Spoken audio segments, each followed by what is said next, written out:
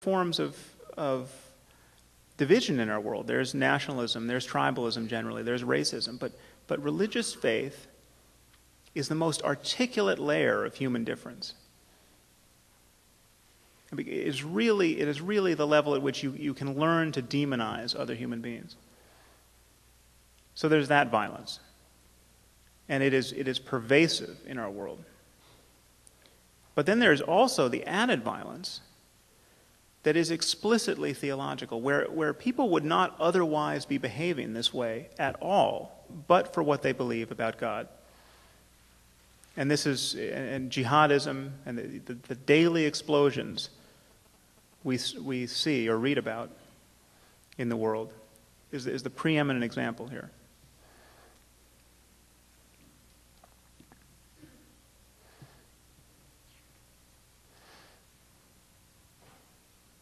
So my argument really, and the central argument of my book, is that to make religious war unthinkable, the way that things like slavery and cannibalism seem poised to become, to make it unthinkable, we have to undermine the dogma of faith. We have to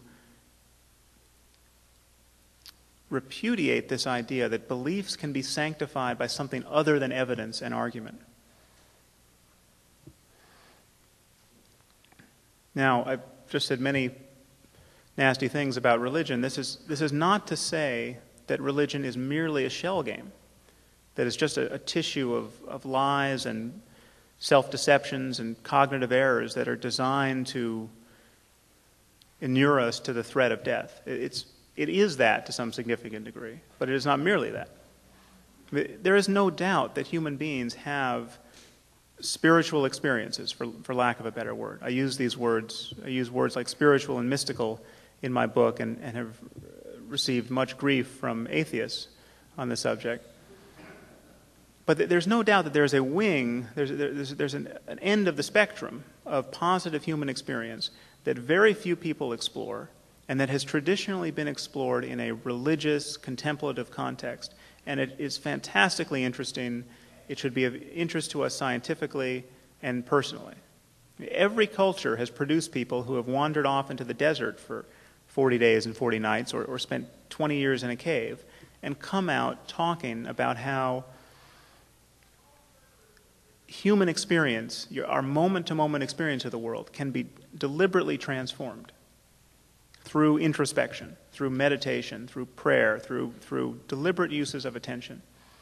The problem is that these claims have always been made in a religious context and are now, in our world, virtually always cluttered with religious dogma to a greater and lesser degree. I mean, in the spirit of violating the taboo of noticing the differences among our religions, the wisdom of contemplative life, spiritual, mystical wisdom, has by no means been evenly distributed throughout the world. No more so than scientific insight has been evenly distributed. The East really does have something over the West when it comes time to talk about an empirical, non-dogmatic, first-person science, an approach to introspection that really delivers the goods. It's not that there have been extraordinary individuals in the West. There have been the Meister Eckharts and other people who transcended the limits of their doctrine. But the disparity is rather extraordinary between Eastern and Western mystical wisdom. I mean, it's every bit, in my view, it's every bit as extraordinary as the difference between Western medicine and Eastern medicine. And maybe there are some conditions for which Eastern medicine is better. But if you have an appendicitis, you better hope you can get to a Western-style hospital and get a Western-trained surgeon to work on you. Incidentally, if you do get an appendicitis, you might consider the fact that you've been intelligently designed. The appendix is proof positive that this is a bogus idea.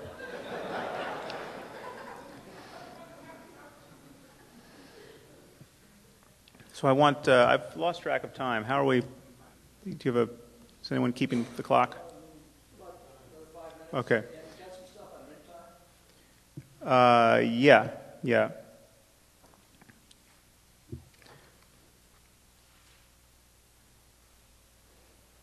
Well, briefly, I just want to say what I think are the messages of our contemplative traditions that we can incorporate into our 21st century worldview, that we must incorporate, really. Because the burden is upon us to develop a thoroughgoing science of human happiness, an approach to human happiness that addresses questions of human happiness at every level, biochemically, psychologically, economically, politically, every level. And one necessary level, I would argue, is contemplative. We have to make sense of the fact that it's possible to go into a cave for 10 years and be perfectly happy.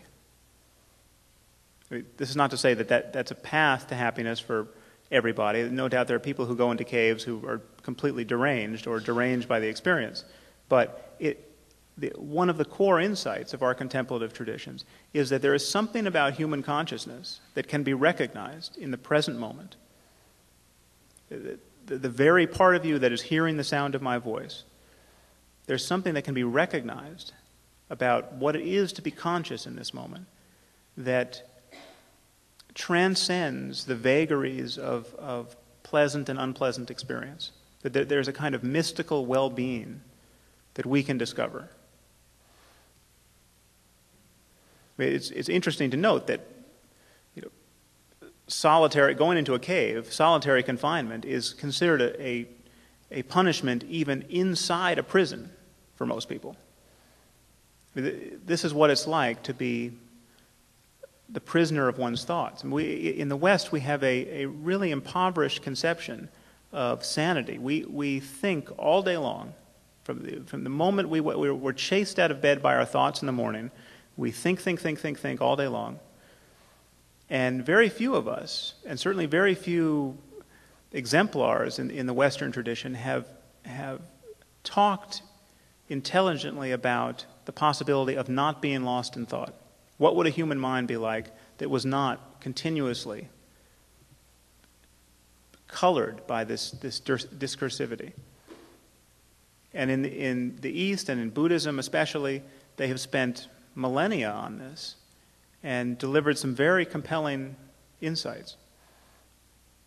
And just to, lest this seem like a crazy eruption of speculative philosophy, I just want to try to tie this down for a second.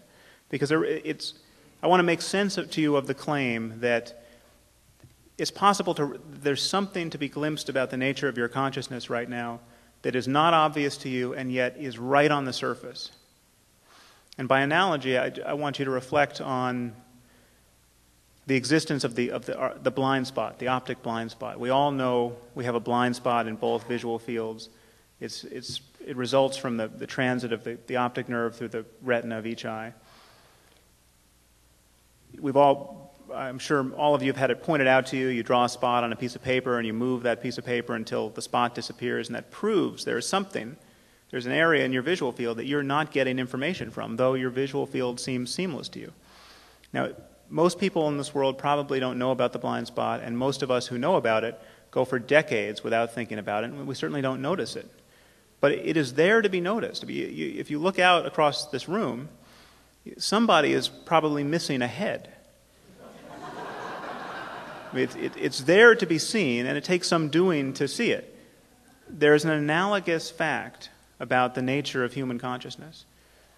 And the fact is this: consciousness does not feel like a self. It does not feel like what we take ourselves to be moment to moment, most of our lives. The sense that we are the thinker of our thoughts, the experiencer of our experience. I mean, most of us feel like we don't feel identical to our sphere of experience. We feel like we are having an experience. We feel like we're riding around in our head, somewhere behind our eyes, not identical to our body, not identical to the contents of consciousness. This is a kind of cognitive error that really can be seen through. And it takes some doing, it takes some study, it takes some meditation, it can take a lot of work, but it holds immense implications for us as a species, and it holds immense implications for our conception of human happiness and what is normative human behavior. And finally, science is starting to turn its attention on this, and I'm sure many of you know that there's a very fruitful dialogue happening between neuroscientists and contemplatives, mostly Buddhist contemplatives, but contemplatives generally. And what it links up to in neuroscience is this idea that our brains really are plastic, that there's a neuroplasticity there that allows the brain to change itself based on how it is used. The brain is really an instrument that changes based on how it is played.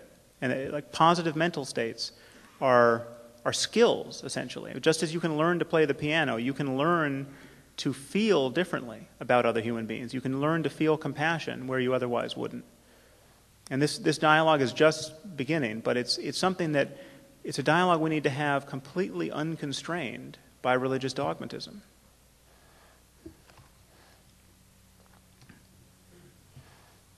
So to wrap up, I just want one way of summarizing what I've said is that everyone really is a scientist, in that everyone is making claims about the way the world is.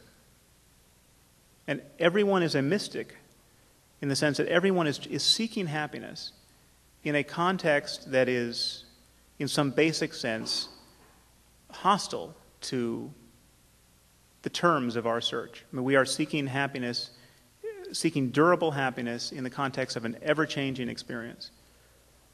So what I'm asking you to imagine is, what would it be like to have a culture where we came to terms with this fact, where we came to terms with the reality of death, this astonishing fact that all of us are going to die, this astonishing fact that living long enough, all of us will witness the death of everyone we love.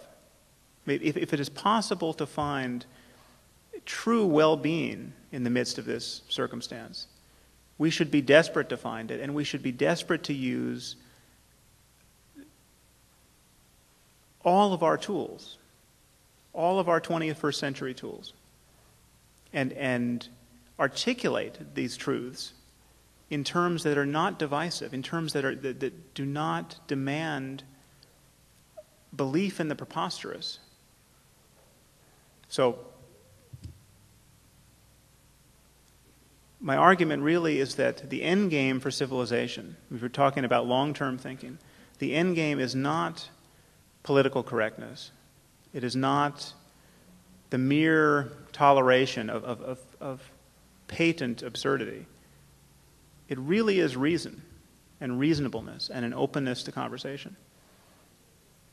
Thank you very much. I'll talk about end times in the questions.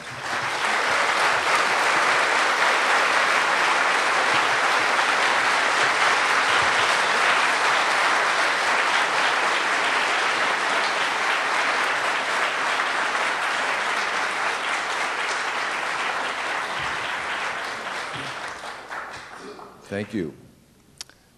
So the end times. This is a seminar sponsored to encourage long-term thinking, but it seems as if, at least in the fundamentalist variety of religion, there's a lot of emphasis on the end times, meaning that we're about to have the end times, we'd have no future. Can you say anything about what you've learned about this idea of the end times? Yeah. Well, there's, as I said at the beginning, something like 44% of us subscribe to this basic view that the end is very near. It's somewhere in the next 50 years. And it should be clear that this has geopolitical consequences. This has... An amazing number of people are narrowly focused on literally one building in the Middle East. We have the Al-Aqsa Mosque built upon the site of the old temple. And many fundamentalist Christians and Orthodox Jews think the Messiah will not come.